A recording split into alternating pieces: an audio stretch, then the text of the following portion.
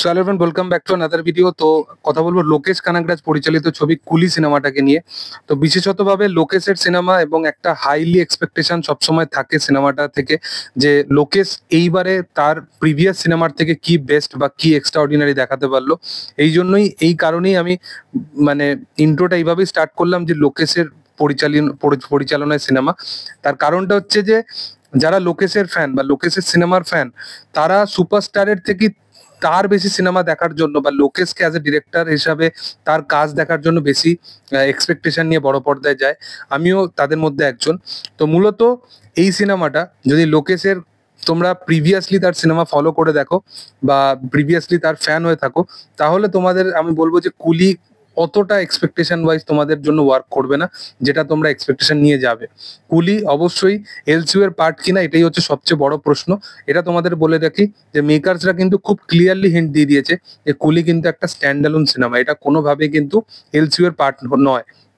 তো হয়তো জানি না সেটা সে আপকামিং দিনে কোনো একটা ইউনিভার্স বানাবে কিনা বা এই সিনেমাটা আদৌ চলবে কিনা, এটা আমি জানি না। বাট সিনেমার যেরকম অ্যাডভান্স বুকিং, যেরকম ক্রেজ, বোঝা যাচ্ছে যে সিনেমাটা ভালো কালেকশন করবে।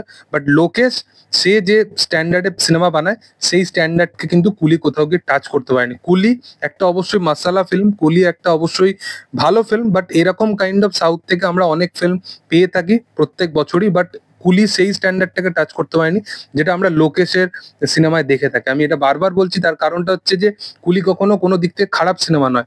যারা হয়তো সাউথের সিনেমা ফলো করে না, যারা একদমই মানে বলতে পারো নতুন নতুন কমার্শিয়াল সিনেমা দেখা শুরু করেছে, তাদের জন্য হয়তো কুলি বিশালভাবে ওয়ার্ক করতে পারে। বাট যারা লোকেশের ফ্যান, তাদের জন্য ওয়ার্ক আমার মনে হয় না যে করবে বলে। এছাড়া যারা রজনীকান্তকে দেখতে গেছে, তাদের জন্য তো দারুণভাবে ওয়ার্ক করবে, কারণ কোথাও গিয়ে এই সিনেমাটা ওই যেটা লোকে সচরাচর করে না, বাট এই সিনেমাটার ক্ষেত্রে করেছে ওই ফ্যান ক্যাটারিং সার্ভিস বলে, যেটা অ্যাটলি খুব ভালোভাবে করতে পারে, সেই জিনিসটার উপর বেশি ধ্যান দিয়েছে। এছাড়া এই সিনেমাটার মধ্যে যদি ভালো দিক নিয়ে যদি কথা বলা যায়, এখানে পারফরমেন্স ওয়াইজ প্রত্যেকেরই পারফরমেন্স ভালো, এবং বিশেষ করে নাগার্জুনার পারফরমেন্স ভালো। বাট সেটাতেও একটা সমস্যা আছে, সেটা নিয়ে আমি পরে ডিসকাস করছি। বা শ্রুতি হাসান, তারও পারফরমেন্স ভালো। সিনেমার ক্লাইম্যাক্সের রজনীকান্ত এবং শ্রুতি হাসানের মধ্যে একটা সিন আছে ইমোশনাল, সেটাও ভালোভাবে ওয়ার্ক করে। এছাড়া এই সিনেমাতে এতগুলো ক্যারেক্টার আছে, তাদেরকে ভালোভাবে স্পেস দিয়েছে লোকেশ, এবং তাদেরকে ভালোভাবে মানে তাদের ক্যারেক্টার গুলোকে ভালোভাবে স্ট্যাবলিশ করেছে। এর থেকে আর বেশি বলার কিছু নেই। এবং এটার থেকে সবকিছুর ওপরে যদি বিয়ন্ড কিছু হয়ে থাকে এই সিনেমাটার জন্য, সেটা হচ্ছে অনিরুদ্ধের বিজিএম। অনিরুদ্ধ একটা নর্মাল সিকোয়েন্সকে বা নর্মাল জিনিসকেও সে দারুণভাবে পুল অফ করতে পারে, এবং তার ব্যাকগ্রাউন্ড স্কোর সেটা দারুণ, মানে জাস্ট মজা এসে যায়। তো এছাড়া এই সিনেমাটার মধ্যে আমার এক্সট্রা অর্ডিনারি কিছু মনে হয়নি, আমার মনে হয়েছে খুবই ফ্ল্যাট। এছাড়া এবার যদি আমি নেগেটিভ পয়েন্টে আসি, বিশেষতভাবে আমি যেটার জন্য এই সিনেমাটা মোস্টলি এক্সাইটেড ছিলাম, সেটা হচ্ছে নাগার্জুনা স্যারের জন্য, যার আমি বিশাল বড় ফ্যান। এবং রজনীকান্ত ভার্সেস নাগার্জুনা, এটা দেখার জন্য প্রচন্ড আমি এক্সাইটেড ছিলাম। বাট নাগার্জুনার ক্যারেক্টারটাকে সেইভাবে লেখাই হয়নি এখানে, কিন্তু মূলত তার পারফরমেন্স সবচেয়ে বেশি দারুণ, মানে সেটাই আমি এক্সপেকটেশন রেখেছিলাম। বাট সেই ক্যারেক্টারটাকে দারুণভাবে লেখা হয়নি, যেটা মানে প্রমিস করা হয়েছিল যে হিথ লেজারকে কোথাও গিয়ে মাথায় রেখে সেরকম একটা কাইন্ড অফ ক্যারেক্টার লেখা হয়েছে। বাট সেগুলোকে মানে জাস্ট সেই কথাগুলোর সাথে, স্টেটমেন্টের সাথে কিছুই ম্যাচ করেনি, এবং নাগার্জুনার ক্যারেক্টারটা পুরোপুরি ফ্ল্যাট হয়ে যায়। সত্যরাজ, তার ক্যারেক্টারটা মানে অ্যাজ ইউজুয়াল সিকান্দারের মতনই, যেরকম সালমান খানের সিকান্দারেতে তার কোনো পার্ট ছিল না, সেরকমই কাইন্ড অফ। শ্রুতি হাসান, তাকে যতটুকু দেখিয়েছে ভালো, বাট এখানে সবচেয়ে বেশি যে ছাপ ফেলে গেছে সে হচ্ছে সবিনের ক্যারেক্টারটা।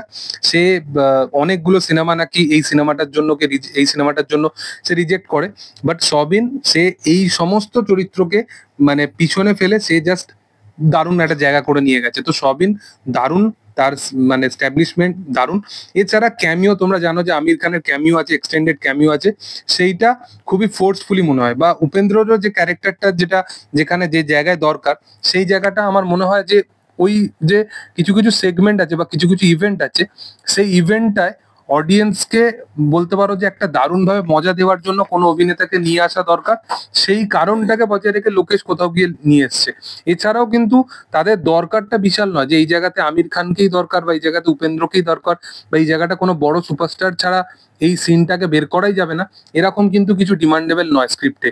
এছাড়াও এই স্ক্রিপ্টে যেটা লোকেশের মেন যেটা জিনিস হয়ে থাকে, সেটা হচ্ছে তার চিত্রনাট্য, যেখানে আমরা প্রথম সিনে ঘটে যাওয়া কিছু ঘটনা বা কিছু ইনসিডেন্টকে আমরা দেখতে পাই যে পরবর্তী সিনে বা লাস্টের দিকে যখন দেখতে পাই তখন আমাদের মনে হয় যে আচ্ছা এইটার জন্য এটা ঘটেছিল। বা এক একটা ক্যারেক্টার ভয়েস ওভার দিচ্ছে বা একটা কাহিনী শোনাচ্ছে এবং অন্যদিকে আমরা দেখতে পাচ্ছি যে অন্য একটা চরিত্র সেটা স্ট্যাবলিশমেন্ট হচ্ছে। এগুলো আমরা ফলো করে থাকি লোকেশের সিনেমার ক্ষেত্রে। সেই জিনিসগুলো অবশ্যই মিসিং আছে এই সিনেমাটার মধ্যে। যাই হোক, তোমাদের কি বক্তব্য অবশ্যই কমেন্ট সেকশনে জানাতে পারো, এবং ভিডিও যদি ভালো লেগে থাকে তোমরা লাইক করো, শেয়ার করো, সাবস্ক্রাইব করো চ্যানেলটাকে, এবং পাশে থাকা বেল আইকনটা অবশ্যই প্রেস করে দিও। Thank you all, by.